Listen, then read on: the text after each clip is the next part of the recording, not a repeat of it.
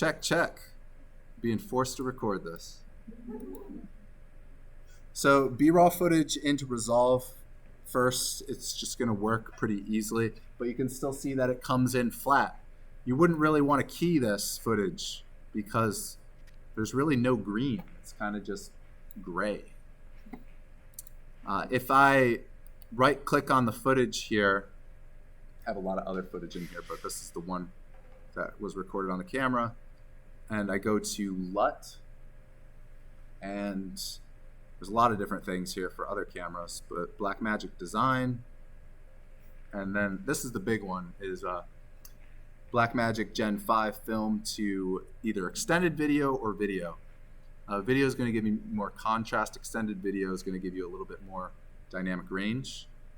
If our interest is keying right now, the more contrast is going to give us an easier time.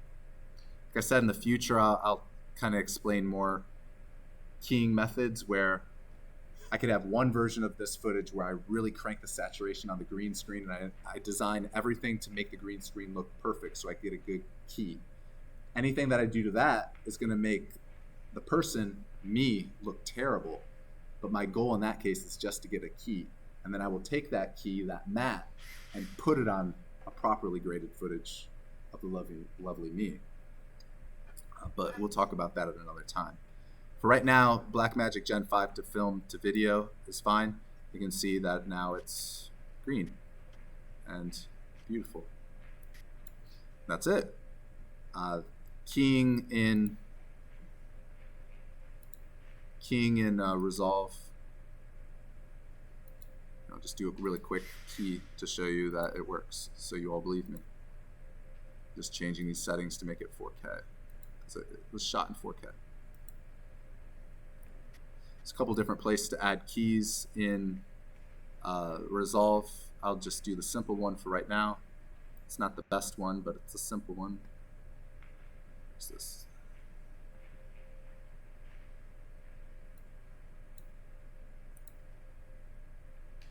Little dirt face there. Let's pick something a little bit more flattering. All right, that's more flattering. No, I have to be in it. So get the little eyedropper, and in Resolve it's a little annoying, but you got to click on this little menu over here and go to OpenFX overlay. And now I can key this out. If I click and hold down, this is a lot cooler than Keylight. I can just draw the stuff that I want to get rid of. Bam.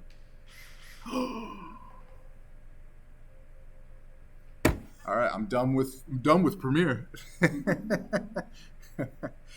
It's not perfect yet, but there's audible gasps. I like that. It's not perfect yet, but it's pretty fast and good. And the cool thing is that this blue didn't even disappear. Beautiful lips there. So now I'm in the effect for this. This is very similar to Premiere or After Effects. I have some other adjustments that I can do. And matte finesse, I can play around with stuff. Clip the blacks, clip the whites. Blur it if I wanted to.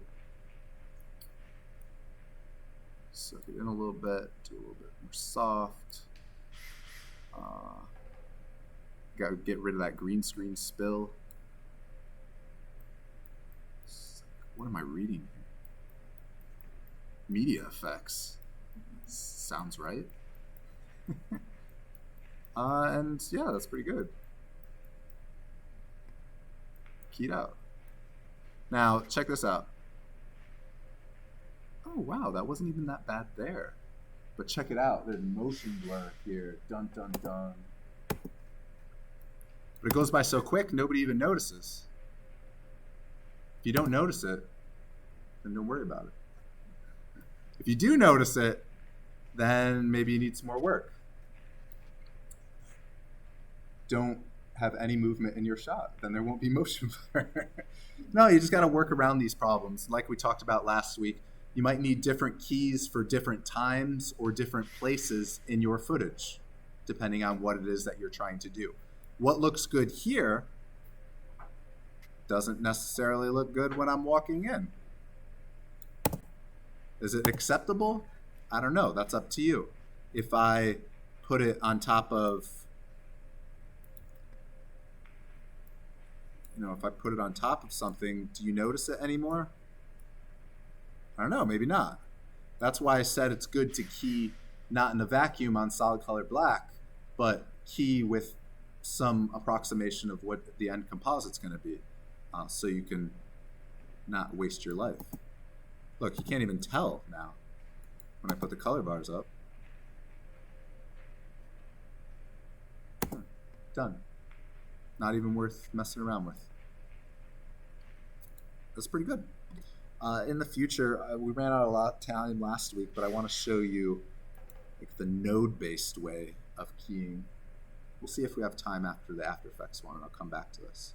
But definitely want to show the After Effects. Whoa, I'm everywhere. Because this is how most people are probably going to do this.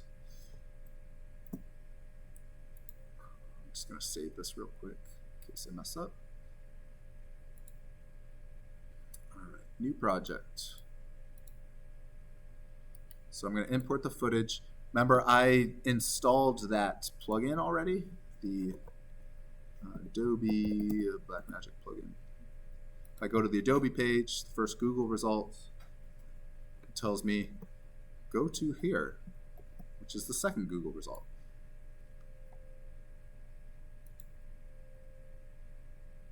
And you just download from Windows or Mac or the hardcore Linux users. And it will just install it automatically. Nothing, there's no like obvious thing that says congratulations, you are ready to go. It just works. So if I import the B-raw footage into After Effects, look at this, that less than 30-second clip, 4K, 3 gigabytes, big.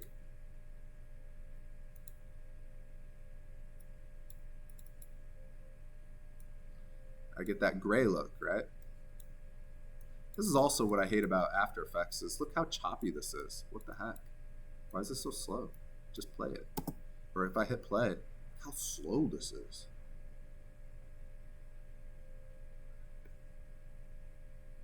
What are you doing with your life using this software? This is crazy. But we got to make it look good before we can key it. If I tried to key this, it would be bad. Oh, composition. Composition, key light. Oh, not so bad.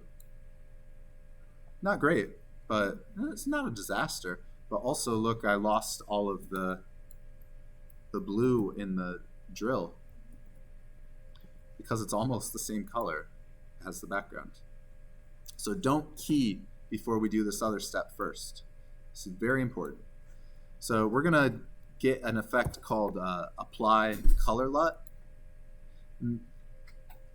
I'm not a colorist, or do we have time to go in this? But we could talk for ages about color theory and the proper way to pull the most information out of a file.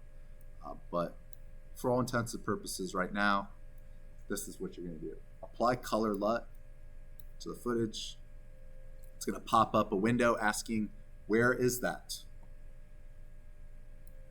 Well, I'm a nice guy, so I put these two in the knowledge base, these two .cube files, which are LUT files that you can use. You should use them, unless you have your own LUT file that you want to use. So let's look at the difference between the two of these. This is the extended. Actually, maybe I can duplicate this effect and do a split. This is the video. This is the video. And this is the extended. So the video one is just a little bit more saturated and a little bit more contrasty. Using the more saturated one is going to give you better results. Again, we'll talk in the future about how to spruce up green screen footage to get a better key than we even have so far. But now this is just like if I shot it on a phone or anything. I just use key light. drop it, boom. Yeah, I guess we lost a little bit of the drill there too, but just like we did last week, play around with the gain, play around with the clip white, screen balance.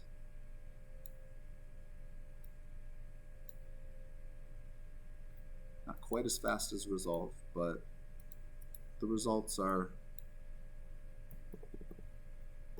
fairly similar. The edge is a little harsh, but we can play around with that.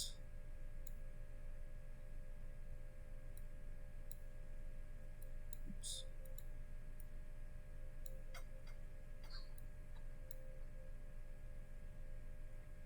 Get that spill suppressor, advanced spill suppressor. Ultra.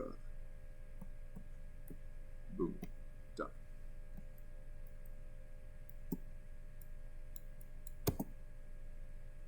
Ta-da.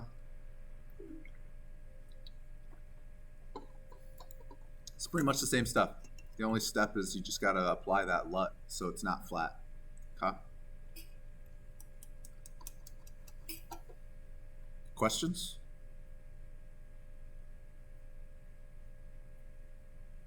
You're just all blown away at Resolve. I know. I can tell. Why don't I show you this way then? This is pretty fun.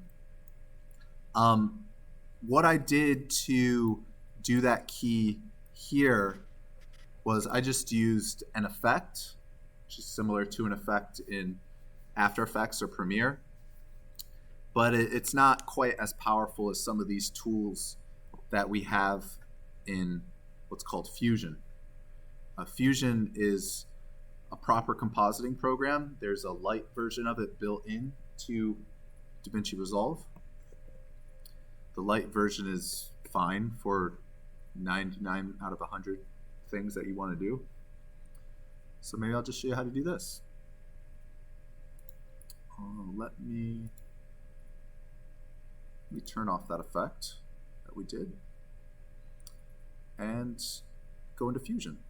So to go into Fusion, you just select the clip that you want to go into Fusion for and click the Fusion tab. And you see this very intimidating node graph. So what I want to use here is a keyer called the delta keyer. And if you click on these things, you can disconnect them. It's a little bit annoying if you don't know what you're doing. This is media in is essentially saying what the media is, and then media out is displaying the media. These little dots right here, those choose which of the two screens I have open to display out of. It's kind of a cool side-by-side screen thing. So if I hook this up and I hit that dot, it's on the right side. If I hit this, it's on the left side, or both. So you can work on multiple things at the same time. You can do cross comparisons and such. So there's a lot of different ways to get the different nodes. You could right click, go to add tool. If you know what the icon is, you can get it from this toolbar up top. I'm going to right click. I'm going to right click just in the empty space and go to add tool, matte, delta keyer. There's a lot of stuff here. It's also ultra keyer. Is ultra keyer really in? Oh, I guess it is.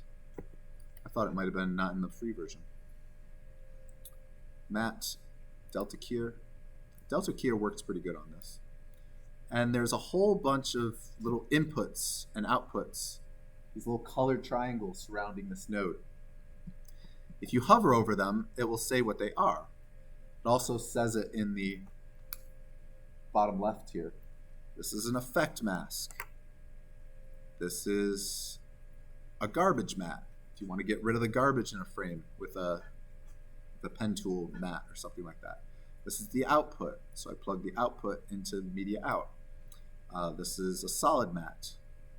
This is a clean matte. There's a lot of things here that we haven't talked about. This is the input. What we're going to do here is fairly simple. I'm not going to get that fancy. Just connect this to the input, connect the output to the input on media out. Oops.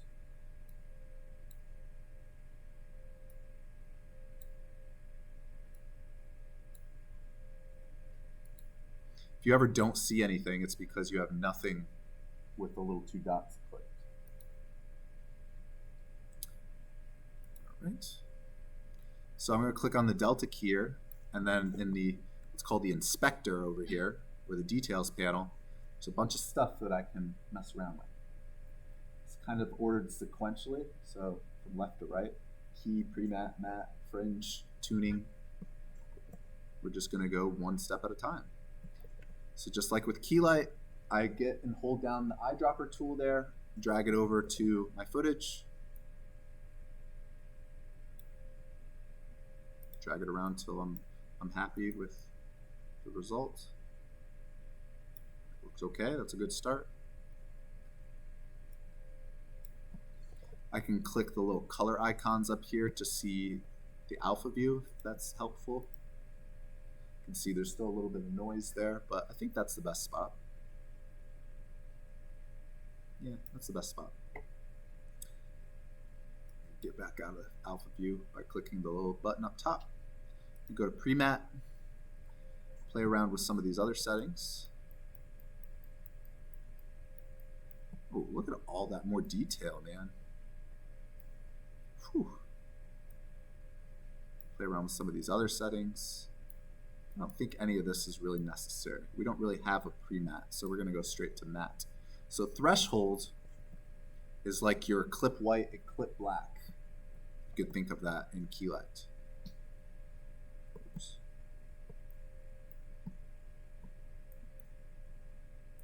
Go back here and look at my threshold, clip the black, clip the white, zoom back in. Zooming here is with control and mouse wheel, and panning around is a middle mouse button. This is a little different than some other softwares. Restore fringe. Oh my gosh, look at that. Beautiful.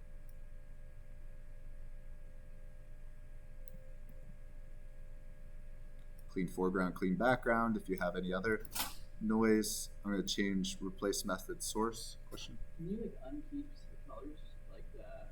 See the blues dropping out and keep it? Are they? On the edge. A little bit. A little bit. That's good. I didn't even look over there. Oops. So I might want to clean the foreground a little bit, or adjust the threshold a little bit more. Again, this is maybe a more difficult use case because that object, that seafoam green, is kind of green. The key that I use for me being reddish peach colored, different than the drill, right? So if it's really a problem, we could isolate that and put a separate key on it, which would be a huge big node graph where we start to merge things together. But if we just want to brute force it, we can also just brute force it.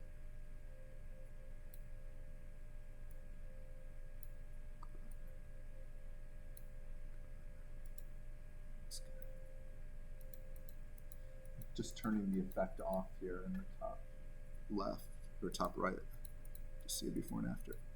That's better. It's still a little bit right here because it's catching some of that green screen spill, but acceptable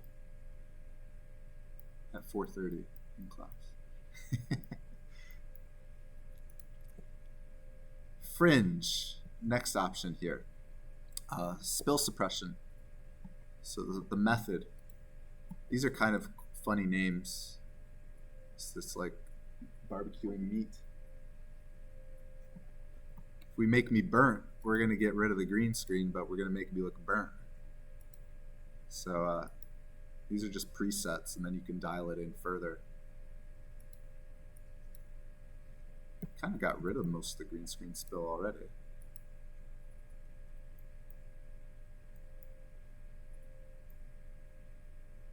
And I'm pretty happy with that. If I wanted to, I could take this and I could add another node here called merge. Think about this. we're used to doing layer compositing in After Effects or even Premiere, where in the timeline we stack things on top of each other, where things on top are on top, things underneath get covered up, right? Just like when I put the color bars underneath the version of me in the timeline before, the color bars were the video track underneath, right? The green screen. What if I told you you could just do all of your compositing in the node graph, not in the timeline at all? Crazy stuff. We'll talk about that more maybe in the future if there's enough interest. But I'm just going to show you a quick composite right here by adding, what's this called? What do I want to do? Generate a background. So this makes a merge node. A merge node takes a foreground and a background and merges them together. Very straightforward, right? In my case, my background is currently just black, and then I have my green screen key coming into this. I think what happened is that they got reversed. So yeah, my background is actually not my background, it's my foreground. So let me switch those around. The green screen footage should be the foreground. There we go.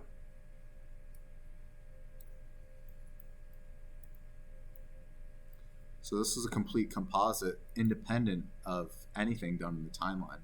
The red doesn't exist on the timeline. The red is done in Fusion, which is a little bit hard to wrap your head around at first. But long story short, I think this is probably the best keying that you can get without using Nuke, is using the Delta keyer or the Ultra keyer in Fusion in Resolve. See, if I click on the little left dot on the Delta keyer here, then it shows me just this view right here in the node graph. Whereas the output is the right screen. It's the right dot here.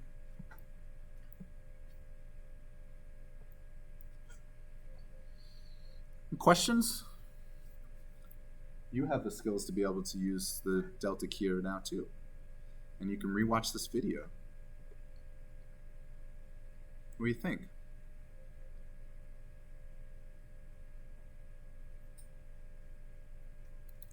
Absolute silence. Love it. I'm going to render this out and upload this to YouTube. Man with the drill at table.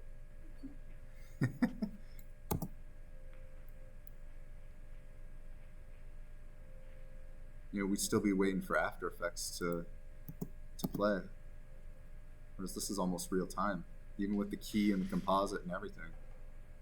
It's a little choppy, but it's 4K footage. Other questions? No? Okay, a couple things that I missed before turning everybody loose out there. Only some of you heard this. There is a pulley system to raise and lower the paper over there. We keep it raised up so other people are using the space.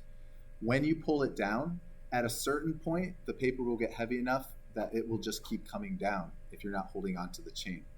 Okay? So take a clamp and clamp the chain to the auto pull that's up there. Otherwise, the paper will just keep coming down until the entire spool is unspooled. And all the paper will be crinkled up. And everybody will be really mad at you. And it'll be embarrassing. But you should still take a picture because you'll be like laying in all the paper. We're trying to fix it. It's just an issue with the tension on the knob. We got to dial it in so it doesn't come undone. But you should still be safe anyways. What else? I mentioned the cabinet on the left side of the paper. There's a lot of stuff that we can use is in there. All the lights are going to be pushed into the corner to use. There's the opportunity to get some more lights out of the studio, but that's kind of on an as-needed basis, a more formal as-needed basis, rather than just the buffet that we have in the corner over there. There's tape in that cabinet. It's useful to tape things down, but more importantly, useful for tracking marks on green screen. There's 2 types of chroma green tape in there, and then there's a black roll of tape in there. No, we haven't really talked about tracking marks too much yet, but they don't need to be huge. Okay? So you don't need giant tracking marks. This is good. Remember, any tracking mark that you make, you're going to have to remove, because the point of green screen is to remove the background. So if you fill the background with 1,000 black pieces of tape, you essentially don't have a green screen anymore. So you kind of played yourself. So don't do that. You got to find a fine balancing act, because you want enough points for the camera to be able to track, but not so much that it becomes a huge ordeal to remove those points. I suggest using the green tape. It's 2 different colors. We're going to see which one works best in our lighting and see what happens. I have opinions on that, but I'm not going to say them until next week. A question that is commonly asked but hasn't been asked yet is, how many tracking marks? I'm glad you asked. You should have, ideally, 9 tracking marks visible at any given time on camera. So if you put 9 tracking marks on the background and I move the camera and now I only see 6 of them, that's not enough.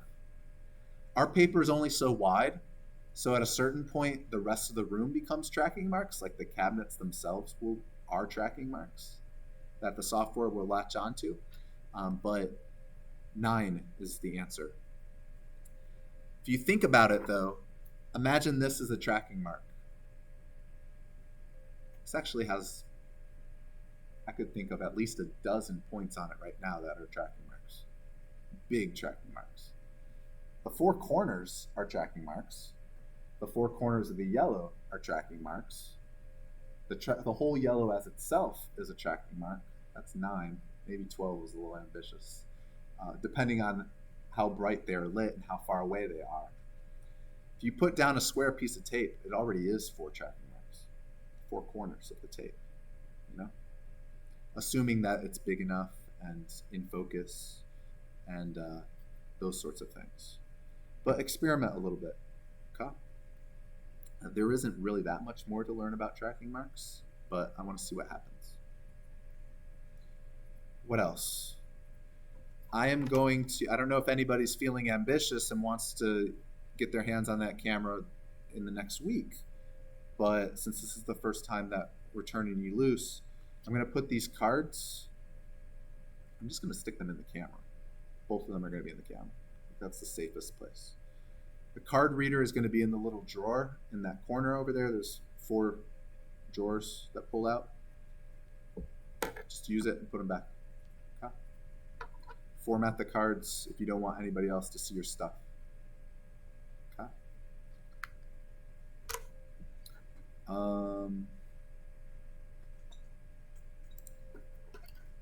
Yeah, there is a USB-C cable that comes with this card reader, and that will be there too. Put the cable back so everybody has it. What else? What else? Are you going to be mad if I bring my own camera instead of that big camera to use on the green screen here? No, that's fine. I'm a little offended, but it's fine. I'm not offended at all. Whatever works. Remember, our goal is to make films. It's not for you to use that camera. This is not a Blackmagic camera class. This is a make wacky films in Unreal Wonderland class. All right? I think that's all I have, unless other people have questions. I do have a little bit of a hard out at 4:50, so I'll leave a little bit of time if anybody has questions. But otherwise, see you next week. Film some stuff. Okay? See ya. I'll upload those videos.